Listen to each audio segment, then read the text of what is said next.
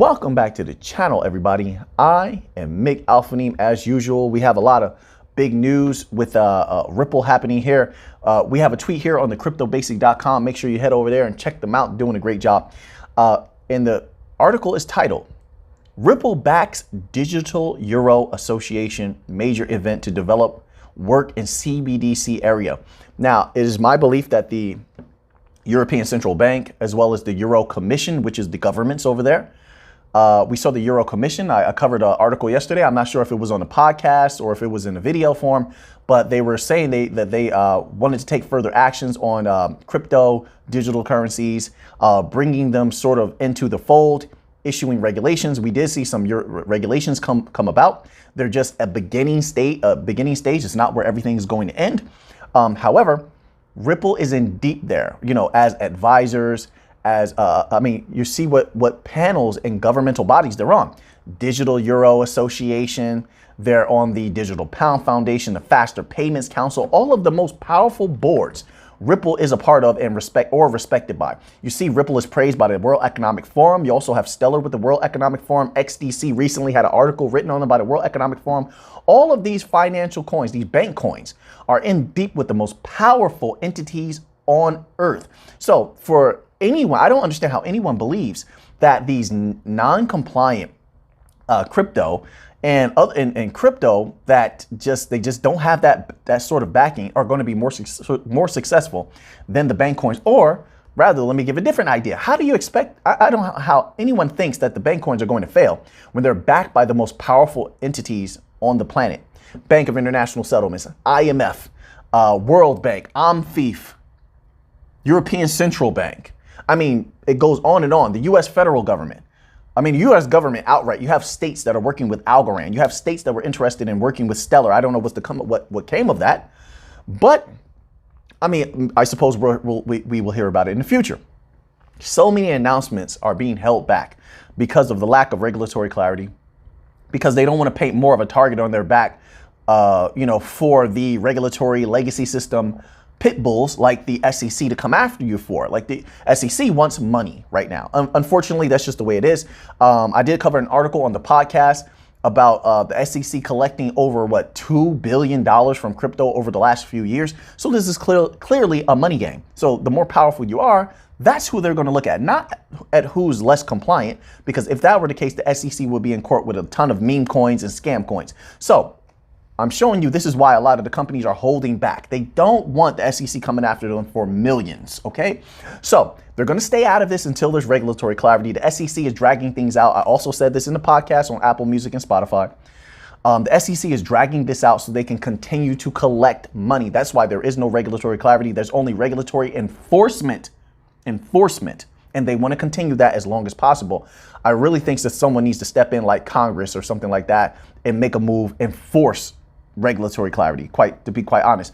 At this rate, the United States is going to suffer. Look, I'm going to differ with the article of the individual I covered on a podcast the other day who was saying that the SEC wouldn't lose no matter what, because even if the court goes against them, they'll seek something at the federal level.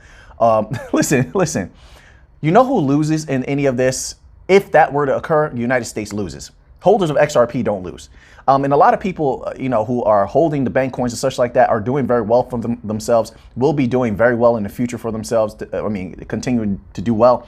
And they're starting businesses outside of the United States. A lot of people that hold the bank coins are moving outside of the United States. And if Ripple leaves the United States, the people that are holding bank coins are still going to win.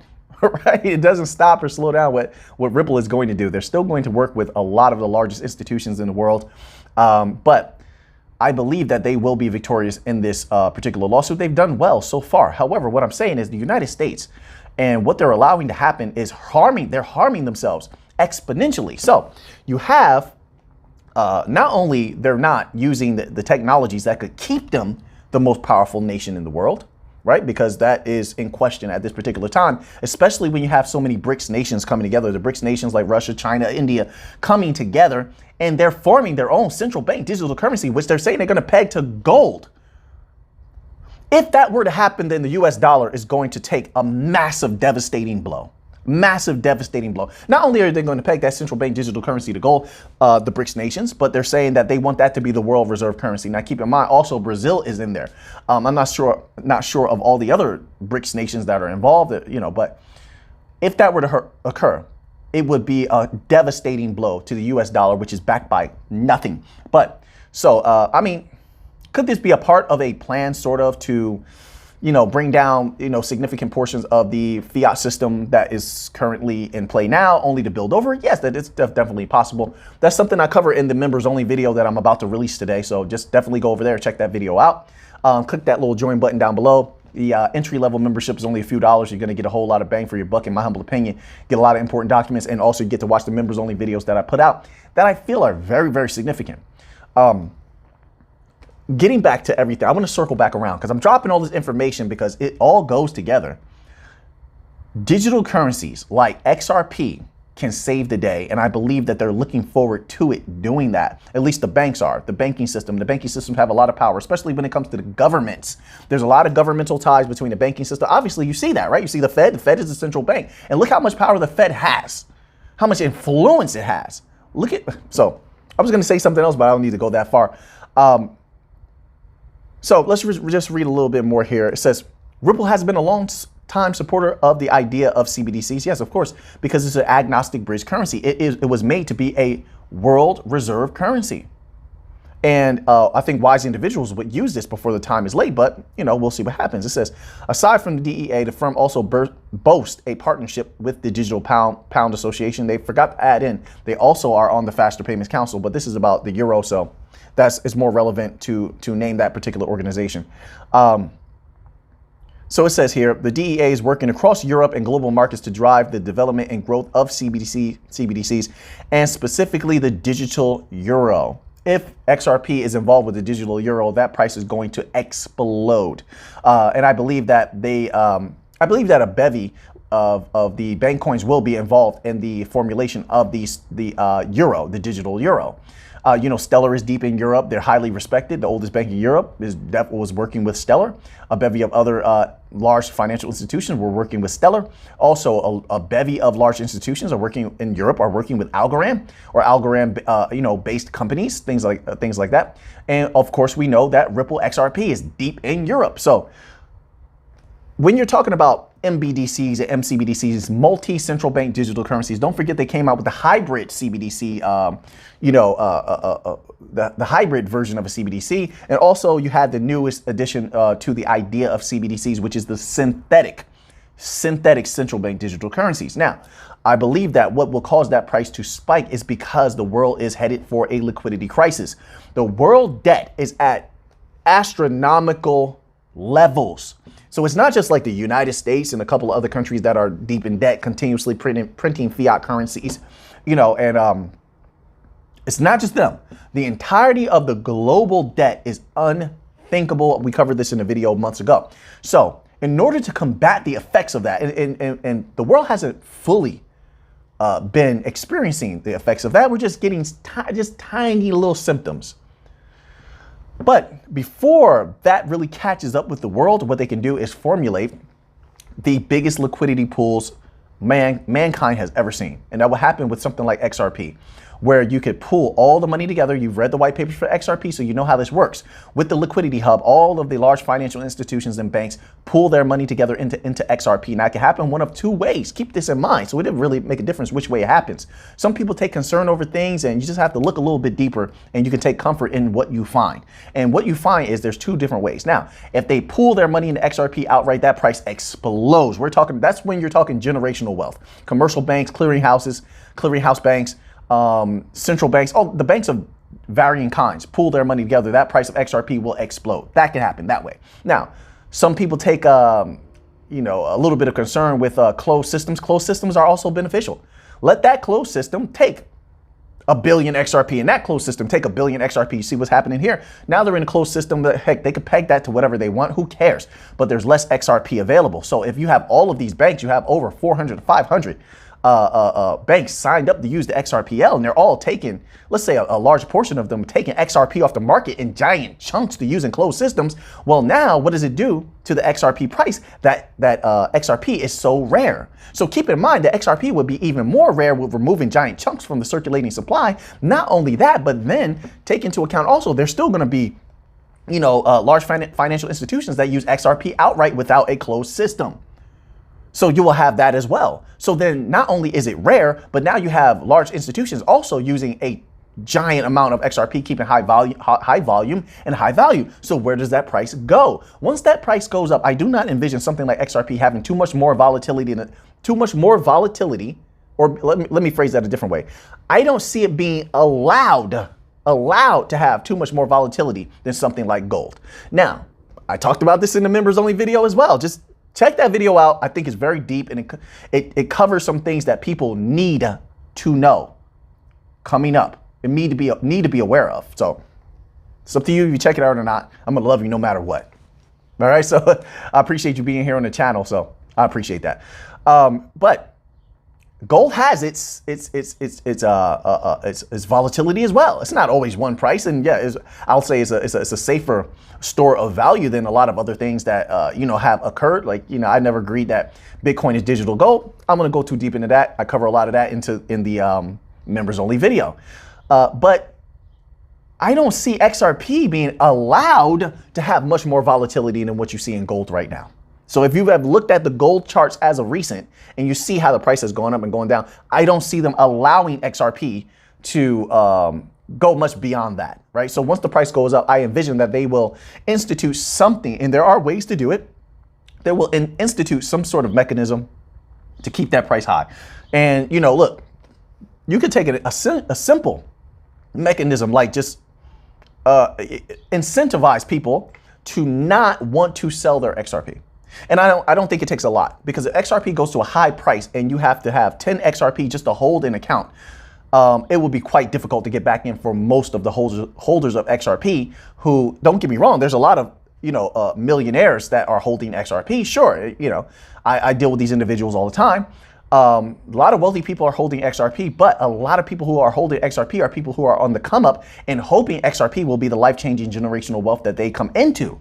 Okay, but for individuals like that, I think a high price would incentivize people to say, I don't really need to sell this XRP. Maybe I'll hold it and just live off the XRP outright, since this is an agnostic bridge currency, only moving value when I absolutely need to, which would stabilize that price, because 10 XRP would just be too much to acquire in order to just hold an account, to just open an account. And it used to be 20. So that gives you a look into the mentality of Ripple and the large institutions that will be utilizing XRP, because all of the things that they do with XRP are based around what they believe the institutions need, want, and how to protect them, how to protect that price. There's a reason why there's a 10 XRP requirement. I believe it's 10, right? Correct me if I'm wrong. It's been so long, but there's a reason why that's there. And then also take into account, it's quite interesting that they decided, hey, we don't need a 20, we just need a 10. No matter how that came about, it doesn't make a difference. They were okay with that occurring. So when, listen, if it's going to be 10, it tells me that when that price goes up, it's going to go up to a significant enough amount where it protects the value of those large financial institutions. Think about that for a minute. What financial institutions does Ripple sign up where they're okay with losing value? None. So therefore, it would be logical to think that Ripple already, with the brilliant minds they have there, like even David Schwartz, right? So this tells you that they thought about these things beforehand. So of course, financial institutions don't want to lose value, which means what? They have figured out a way already to maintain that value. They just haven't made the public privy to that, so we're left to speculation. So if they already figured that out, and there's going to be a high value placed at XRP, and you have David Schwartz outright saying that XRP can't be dirt cheap, then what does that mean? That means that XRP has to go to a higher price, number one, and because of the institutions that are involved, talking about banks, they're not just going to let you just take their money. I mean, not everybody. Then it's just not going to let everybody just absolutely rob them. No, that means that XRP has to go to a high price, and there has to be a mechanism where they can stabilize that price, where they're protecting the value of their customers. Now, you could say, well, that's what closed systems will be about. Like I said, even if they use closed systems, it doesn't make a difference. Take all the XRP off the market that you want and make it more rare, then watch what happens. Then just off of the knowledge that institutions want XRP, the price will skyrocket because people will be hoarding XRP like you've never seen. Once they know the banks are stepping in and large institutions are using them, then you're going to have large businesses doing the same thing, small businesses doing the same thing. Everybody's going to want a piece. XRP will become so rare that that price will just explode like you've never seen before. Now, this is just thoughts that I'm playing with. Everything happens in time. I'm not saying it's going to be a meteoric rise overnight. I'm not saying that. I like to iterate that because there's so many new people coming to the channel all the time. My goodness. And I appreciate you being here. But I have to continue to say that because they don't really know much about XRP. They just heard XRP can go to a high price. That's all they heard. So I had like 3 other articles. Let's just go over like maybe 1 or 2 more here. Oh. Appreciate everybody being here. Simple as that. I want to say that a lot today. You have to give appreciation to everybody out there while you can. You just have to. So this is an article on businesswire.com and it's titled, "Today Ripple, the leader in enterprise blockchain and crypto solutions, and Fluf World, a pioneer in 3D enabled content-rich NFT collections and experiences, announced an unprecedented partnership to bring to life the open metaverse." Now, I want to stop right there. That's not where the sentence ends. This metaverse is going to be so crucial. I don't know how many of you follow the World Economic Forum on Twitter, but I definitely think that you should because they have so much influence. They've put presidents into place. Okay, and they've said this outwardly that a lot of these presidents of the countries have been students of Klaus Schwab and the teachings of the World Economic Forum, the agendas of the World Economic Forum. So what I'm trying to show there is that they have a lot of influence, and we definitely need to know what their ideas are and what they're thinking and what they plan to do. Now, there was a panel, I guess recently, and you know, they had a representative of the original, you know, idea of the metaverse speaking on it and declaring what I've been saying all along. All businesses will be brought to the metaverse. And so I'm going to put a little clip of this video. I don't know if there's audio on it or not. Go check it out. They're saying what I've been saying since last year.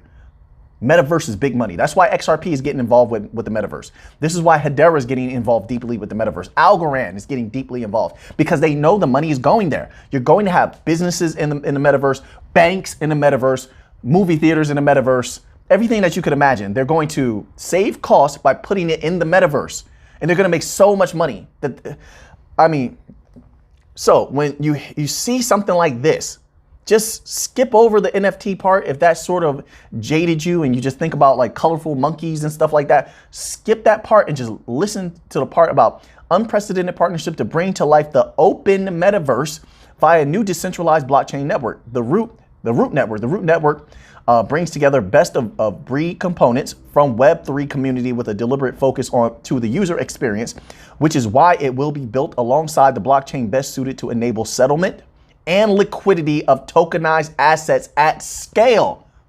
There's a reason why they use that wording. Settlement and liquidity of tokenized assets at scale. They're talking about real estate. Listen, you have like this fake real estate in the metaverse that everybody was buying up, and it was selling for a hefty price, by the way. And it will continue to do that in the future once, if the economies, can come back and do a little bit better. People are going to make a ton of money in the metaverse, by the way. And a lot of those metaverse tokens are going to explode. That's just the way that it is. But so like the fake land you have that we're selling for such a high price in the metaverse, you're also going to have metaverse representations of real land. And they'll probably use something like 360 HD cameras, virtual cameras, things like that. So you can keep a constant eye on your land. You don't have to actually be on that land or be there or inspect it. No, they're going to put probably poles in the ground, things like that, 360 cameras. So you can look at the land, but you're looking at it in the metaverse. There's going to be so much that you can do. So you'll have real land represented in the metaverse that you can keep track of and keep an actual eye on the actual land, but it's just going to be presented in the metaverse, right? So that's just one example of what I believe. That's my I didn't read this somewhere. This is what I perceive happening. It just seems logical to me. You know, it's cause and effect. So this is why they need to have, liquidity of tokenized assets at scale, because what's going to be happening with that metaverse is massive. That's why the bank coins wanted to get in. But you need to get in somewhere. So sometimes the beginning steps are just crude and they may not be pretty. And some people may question, like, you know, you're supposed to be with the banks. What are you doing? With governments, Algorand, Hedera, Ripple. What are you doing with NFTs? Not understanding that this is just the start. That where it's going to go, it's going to go to banks. It's going to go to real estate. It's going to go to, you know, the tokenization of everything. Payroll. You're gonna have jobs in the metaverse. They've already been talking about it. So payroll is going to flow through the metaverse as well. So what the companies are doing, and I like to say this, is sort of like how I think. I'm going to make money anywhere that I can, top and bottom.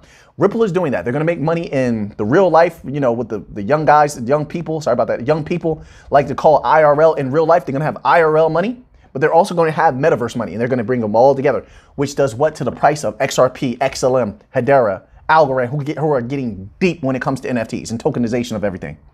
Don't forget the tokenization of debt. So right now, everything is looking great. There's so much happening. It's just mind blowing. I'm very excited. I'm always feeling excited, but I feel more excited at this particular time because there's been huge announcements and news coming out. I see the changes happening in the world also. We have to take that into account. But, you know, before there is morning, there is the night. So we're going to have to get through a little bit of a dark period first. Protect yourself at all times. Research. Know what you hold and know what you want to hold. Know what store of value you want to protect your money with. Like I said, I go over a lot of that in the members only video. I'm trying not to give too much away. But now that you have that information, what are you going to do with it? Don't worry, we're going to get back to mixing up the videos with different crypto. I think I did the last video. I'm getting the podcast and the podcast and the YouTube shows confused now. But anyway, I had 3 other articles. It's just when I'm talking about Ripple, they have so much going on. There's so much interesting, and they're linked to so many other bank coins that it makes my mind focus on those and want to break down that information more because it's just so impactful. So now that you have the information, what are you going to do with it? I know what I'm going to do with it. So until next time, let's get to the money.